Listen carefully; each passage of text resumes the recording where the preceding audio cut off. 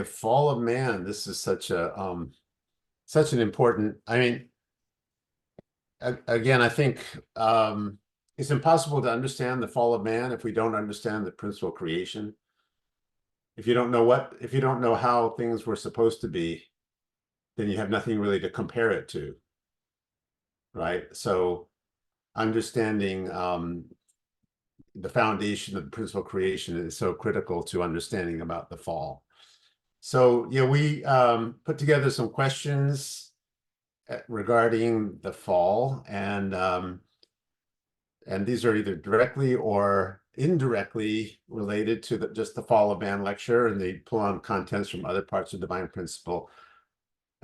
So again, if you like to say something, please unmute yourself. And just as a reminder, kind of just in general, that's probably a good idea for our meetings because sometimes there's background noises or dog barking or things moving around. So it's good to mute. Otherwise, it can be a little disturbing. But so one question that came up, and again, I want to leave this open for some discussion too, or different people to answer, not just myself. First question on our list was, did God plan sin so that he could save mankind later through Christ? Did God plan sin so that he could save mankind later through Christ? So I think, yeah, kind of behind that question is often the in I think a lot of Christian teaching, it often starts off with the assumption, well, human beings are sinful, right? And because we're sinful, we need a savior, right? And that's why we are grateful to Christ who died for our sins, right? So it almost starts off like that. So it's almost like, was that God's plan all along that he would, that we would sin and that he would save Christ, he would send Christ to save us? I'll just leave that open for anybody to make some comment. Yeah. Dr. Pereira, you can unmute yourself. This question brings out the conundrum, because God is omniscient, and yet the human freedom is true. So I could never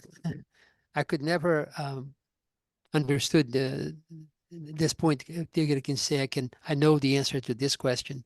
I think it's a little above our pay grade to understand exactly what we'd have to be able to know more about the mind of God, but I believe that God gave the human beings true freedom there. In other words, it was God decided that it was to the benefit of the development of humankind that God did not intervene in the fall. He did not intervene. Okay. So, in other words, when God planned his creation, he didn't he didn't create us so that we would sin. That's right. That's correct. He didn't create us so that we would be sinful and then need a Messiah, right? That's right. He created us with true freedom. He creates with true freedom, which means we had the potential. We could have been in obedience, right, with God. That's right. We could. So, yeah, that's a good question concept you brought up about God's omniscience. God's omniscience. So so in terms of knowing what's going to happen in the future, that's kind of the whole thing about predestination. That's actually a topic for another chapter of the principle in predestination. But God knows everything. So if God knows everything, how is it that so if he knows what's going to happen, if he knows what people are going to do, so if let's say he knew that Adam would fall or that Eve would fall, so what's the point of telling her not to eat the fruit? if he already knows she's going to do it, and if he tells her not to do it, that she's going to do it. You know, sometimes I think it's almost like, okay, if God knows she's going to fall, she's going to disobey. So God says, well, you know, I'm supposed to say it anyway, but I know she's not going to listen. All right, Eve, don't fall, but I know you're going to fall anyway because I'm omniscient. I- Uh, Can I say something? David, can you solve this for us? Well, I think if we believe in the principle of love, God is not creating evil or the possibility of evil. He's creating the possibility of love. I think Father's speech, as Father said, when you build a house, you don't first build the trash can, you know, or when you have expecting a baby, you don't prepare a wheelchair. You expect the baby to be healthy, and you prepare an environment for a healthy baby. So of course, God, as a being of love, expected a loving result, knowing, however, that because He gave them freedom, there is a possibility they might turn into garbage. But He didn't create with that intention any more than a parent, you know, unless you know that, you know, your baby's going to be handicapped. But all parents hope for and believe that their child is going to be healthy, is going to be born healthy, and they prepare it for a healthy baby. I think God was the same way. Yeah, using the parental analogy, you could think about like you love your kids, and sometimes they go out to play, but you warn them, don't go out into the street. You know it's still possible that they might, and but you out of your love and their trust, you know, hopefully they trust in you. You trust that they will listen to you, right, and obey you, even though you're aware that the possibility, you're omniscient. In other words, you know the other possibilities, right? What could happen if they disobey you, that they could get hit by a car or something. Actually, my Masami just started watching. My wife just started watching the movie, the Robin Williams movie, What Dreams May Come. You guys remember that movie? Yes. It's a lot about the spirit world, and the first, you know, near the beginning. Well, it happens near the beginning, so I won't give the whole movie away, but in case you haven't seen it. But you know, two of the kids are killed, right, or in an accident.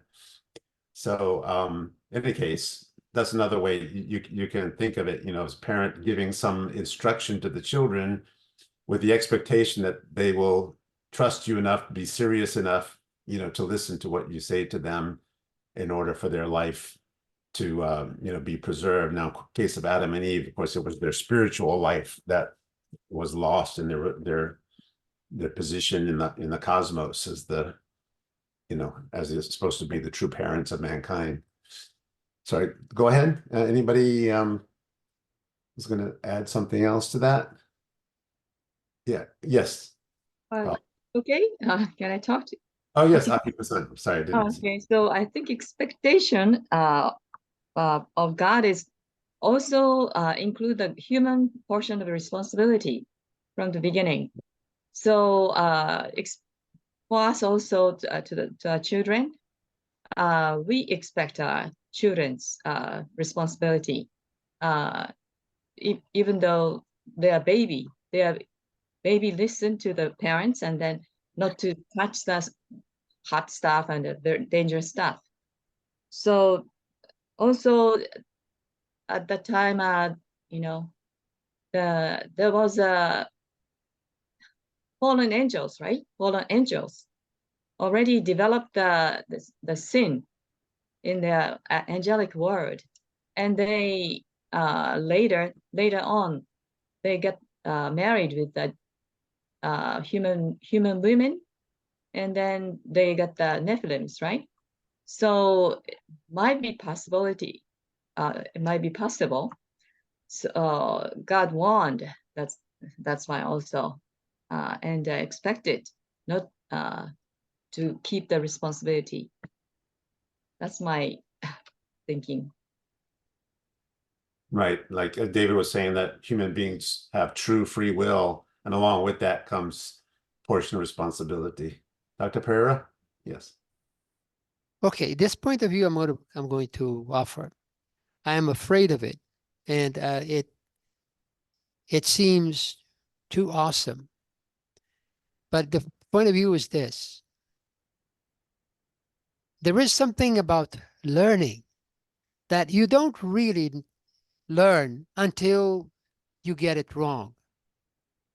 It is only when you get it wrong, and from where you are, the depth of making it wrong, you change and do the right, then you can see the whole compass of good and evil.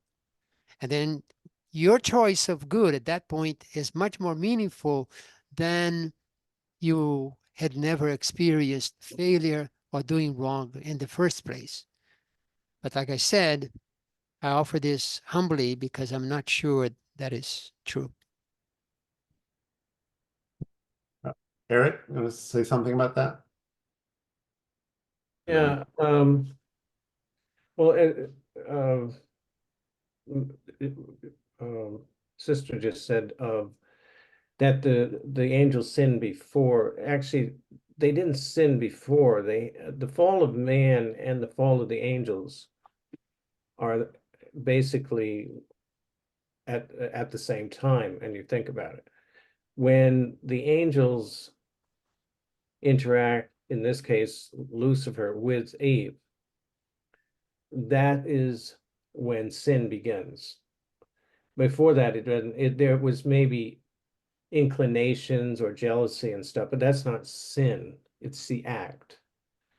So then, through the act of that on the earth, that's the beginning of sin.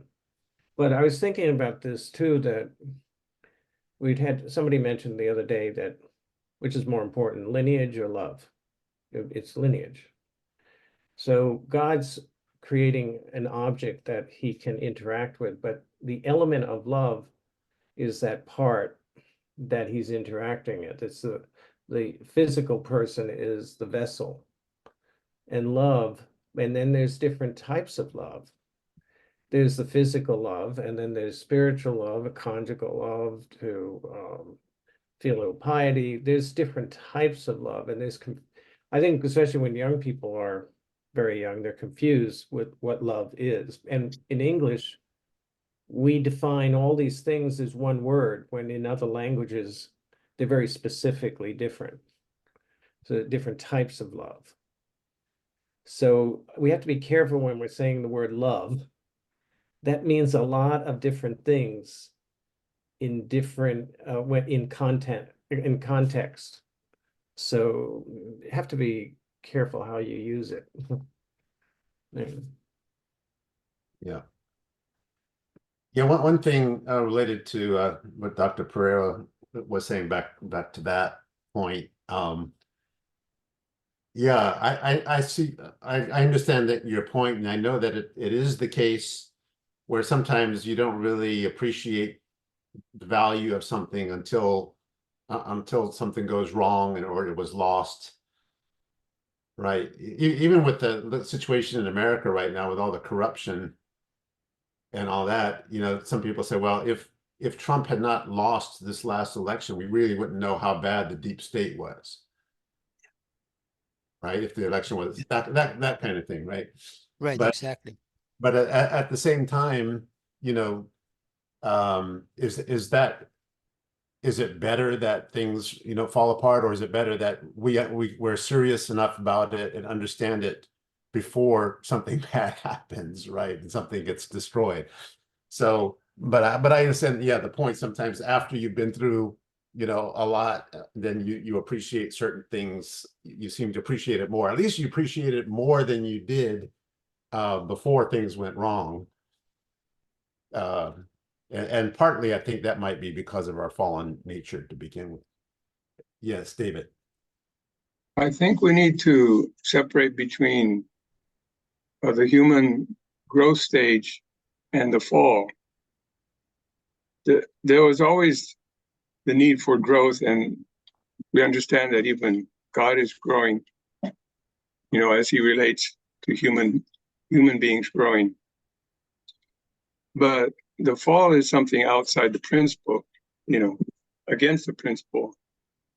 So there's trial and error. You learn through trial and error, you make mistakes. But the fall is not just a mistake, it's going against the original purpose of creation.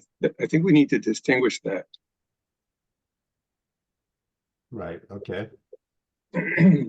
And one thing in this whole picture too, I'll just mention, and we'll see if we can move on to the next question, is about just to make sure it's clear that we learned in the principle of creation about man's position as co-creators.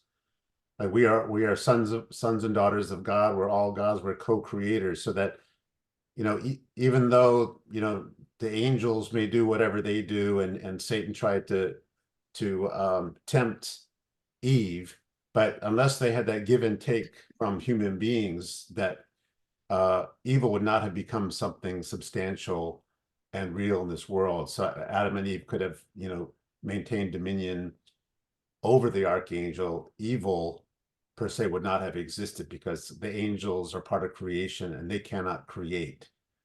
So they would have been subjugated by Adam and Eve had they been faithful to God. So, all right. Well, wow. It's good discussion. Yeah. So we talked about, and I'm just going to, this is we're looked at in the ideal. So the next basic question, this is a broad question. What is the underlying cause of crime, war, hunger, and family breakdown? What is the underlying cause of all that? So, you could look at what a lot of people in this world may say, especially people who are not believing in God or the fall. What would they say is that underlying cause of evil and all the suffering in the world? People's selfishness. Selfishness, okay. How about how about instinct, animal instinct for survival, maybe? Eric, you want to say something?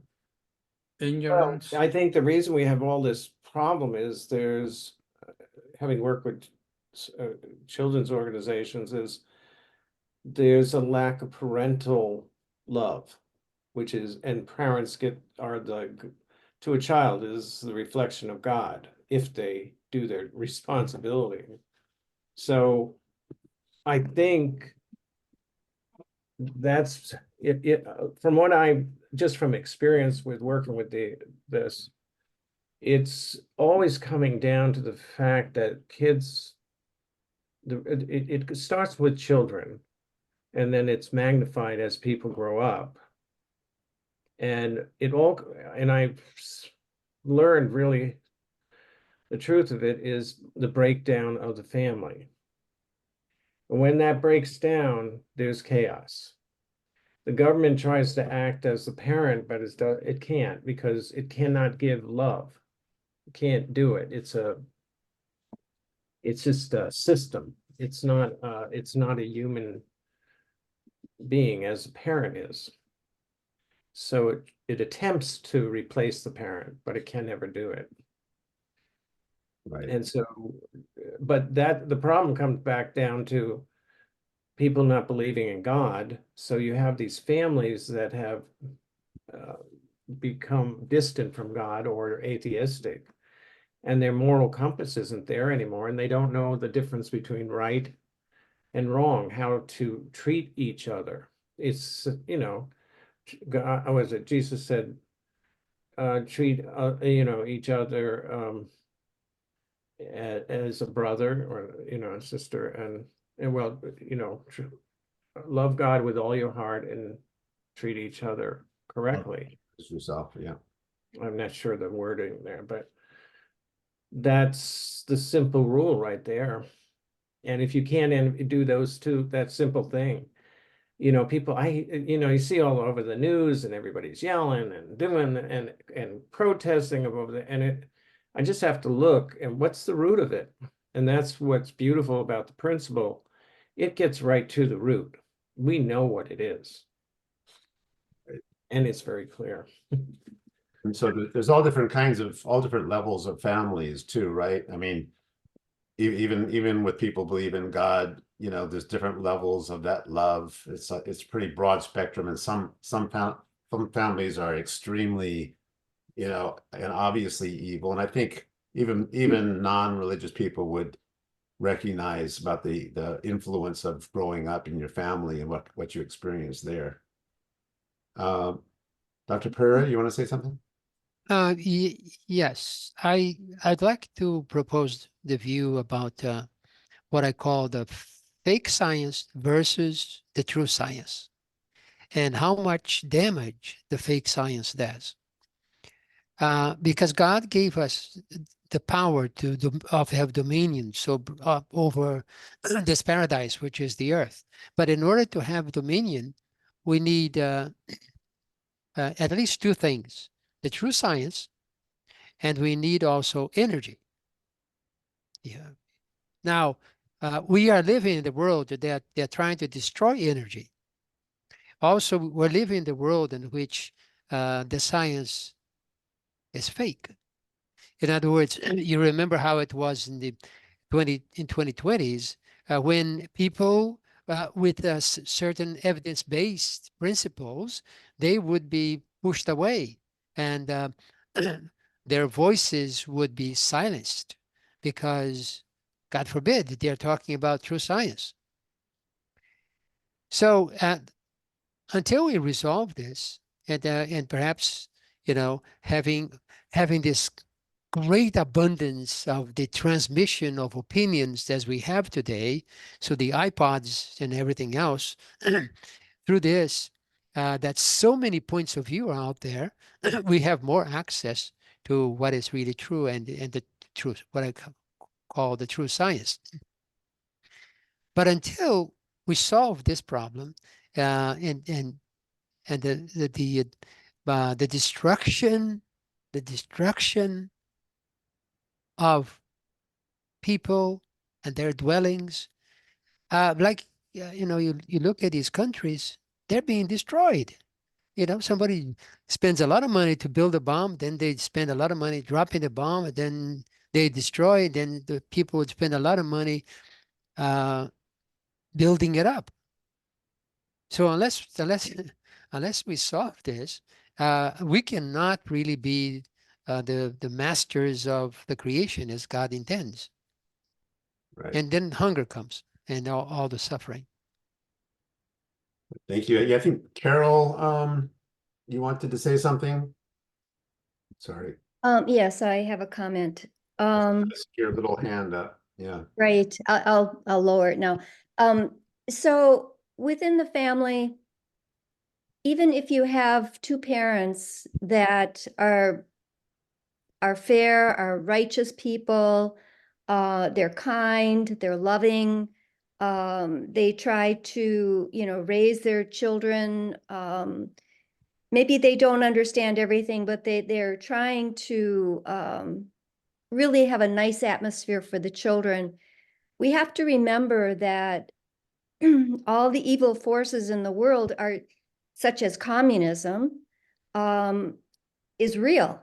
And the family unit is under attack. And so the parents unknowingly may send their children to school, and they have no idea that the children are being educated by the children are taught to respect their elders. So they're being taught by teachers that are teaching them falsehoods and even pitting them against their parents. And sometimes, you know, if the parents are very, very careful, very watchful, maybe they homeschool them, they don't have this problem for a while. But now with technology, you know, they give their child a phone thinking this is something good, or they teach, or they have their children learn how to use the computer thinking this is something good. And there's infiltration everywhere. And the parents may not even be aware of it. It could, because there are chat rooms on these phones, and or where the kids go, the music that the children are listening to, there are hidden messages in a lot of this music.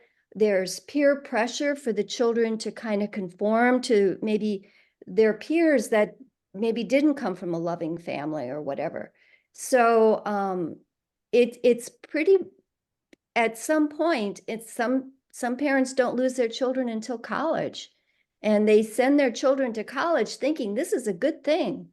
And the kid goes to college, and in the freshman classes, boom, zero population growth, don't have children, think of the environment. So it's the communists are they have an agenda, and they want to destroy America, and it's going to start with the family. So I can't put all the blame on the parents. You really need a strong community and support, but there's infiltration everywhere. And so raising your children from the very get-go to be aware that these threats are out there, and somehow, it just, it's real. And even ourselves, we think, oh, we know right from wrong, but there is so much propaganda, and it's in textbooks, it's on the news programs, it's everywhere. And so you constantly have to be trying to filter to try to get to what exactly is the truth. And so that's all I have to say. Thank you.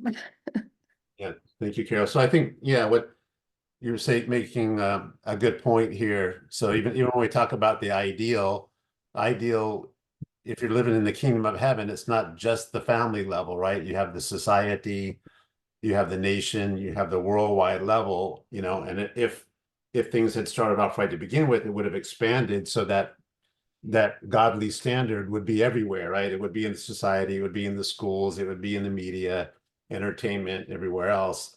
But as a result of the fall, you're right, it's easy, even if you have relatively good parents, to be influenced in a bad way. Actually, we we don't really have a lot of time. Hang on one second.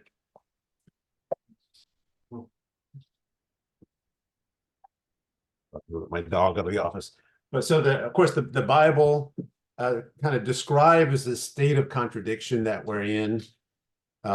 Here's some quote from Romans 7:15-24 about, and one thing that people sometimes point out about one of the great things about the Bible is how honest it is, how, the people who write the Bible are not pretending to be perfect people, right? They're kind of very honest about how sinful they are, how much they struggle, right? Here's St. Paul, for I do not understand my own actions. I don't do what I want, I do the very thing I hate, etc.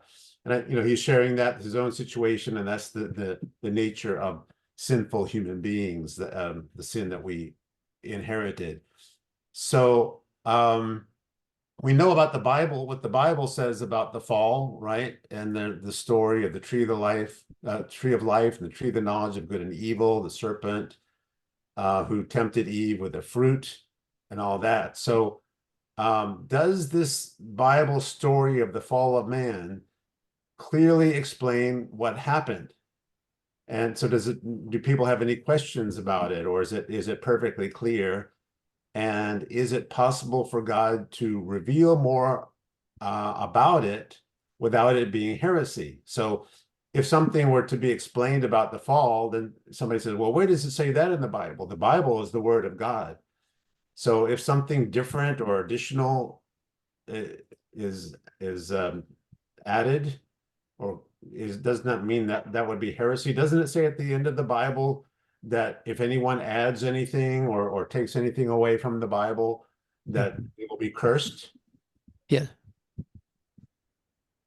Does anybody know about that? How about the verse where That's true. Jesus said, I have many things to say to you, but you cannot bear them now. Right. Now, I would like to mention, and I'll double check this, but since I brought it up, and just so that nobody's confused, Excuse me. Sometimes people. Doesn't that apply to? It applies. Okay, It yeah, doesn't apply to the whole Bible, doesn't it? Just apply to Revelation. Yes. Yeah. So what people sometimes quote and get mixed up about It just happens to be that the book of Revelation is placed as the last book of the Bible that we're familiar with, but the book of Revelation is a book. It's a book, and it says it's a book unto itself. It calls itself, right, the book of Job, the book of John. So the Bible is actually a collection of books, and so it happens to be at the end in Revelation. What's that chapter? 22:18. It says, "For I testify to everyone who hears the words of the prophecy of this book. If anyone adds to these things, God will add to him the plagues that are written in this book." So, okay, so that's one of the myths that sometimes people bring up. When it says this book, it's the book of Revelation. So in other words, so because it was a revelation in itself, it says don't add anything or take anything away. Report this full book of Revelation as it is. Right. Otherwise you'll be cursed. So it's not, it doesn't mean don't take it, that there's nothing to be added to the Bible, because as, who was it, Fred, saying that, as Jesus said, I have so many things to say to you, but you cannot bear them now. And when the Spirit of truth comes, he will guide you into all the truth. So Jesus himself said there was a lot more truth that would be revealed, right? Right. Is that clear? Yeah, Dr. Pereira. I found something here too. It's on 2 Peter 3:16, which ignorant and unstable people distort as they do the other scriptures to their own destruction. So that's kind of similar to the book of Revelation. You said 2 Peter 2:16, yes. 3:16 or 2:16? I just lost it here. Okay. 2 Peter 2:16. Let me bring it up here. 2:16. Peter 2:16.